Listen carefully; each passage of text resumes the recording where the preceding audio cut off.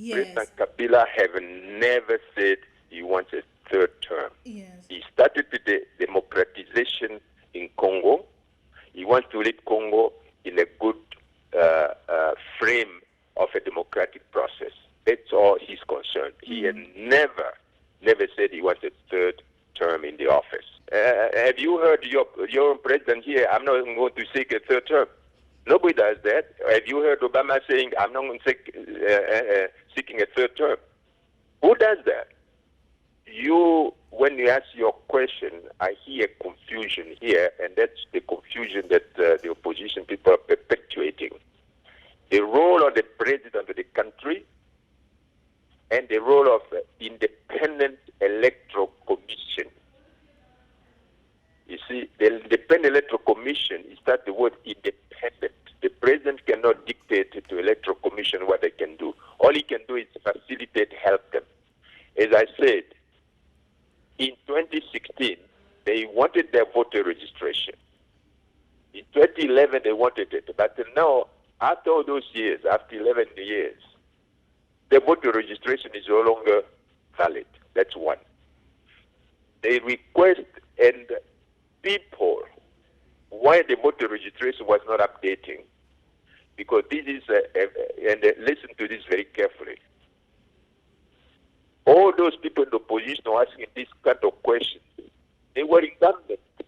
They were running the government. They were even members of the Independent Electoral Commission up to the end of 2015. The people that are voicing now saying we want elections now, they are the ones, if you see the name, they are the ones who was running. They were in the government, they were in the parliament, they were also part of the Independent Electoral Commission. They rejected the call to update the voter registration. Because they were no longer in government, because they lost, they were no longer in the government, they went to opposition because they're in minority. Now they are changing the language. They're saying, we want elections now, we want the President Kabila to go, and we don't want to hear anything about updating the voter registration. The same people in the government, my dear, up to 2018, they have changed their tune because they know that they're no longer in the government.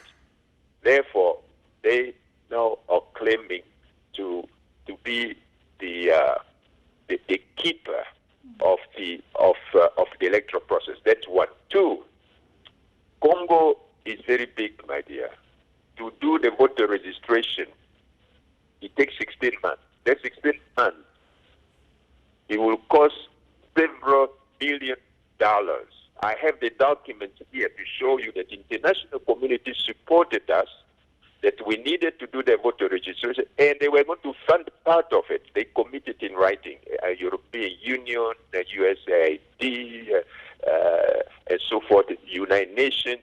They all committed in writing as we speak. And the part of the government to organize all that was $300 million.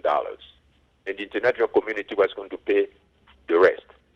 Up to now, the government has dispersed about $180 million. International community, $0.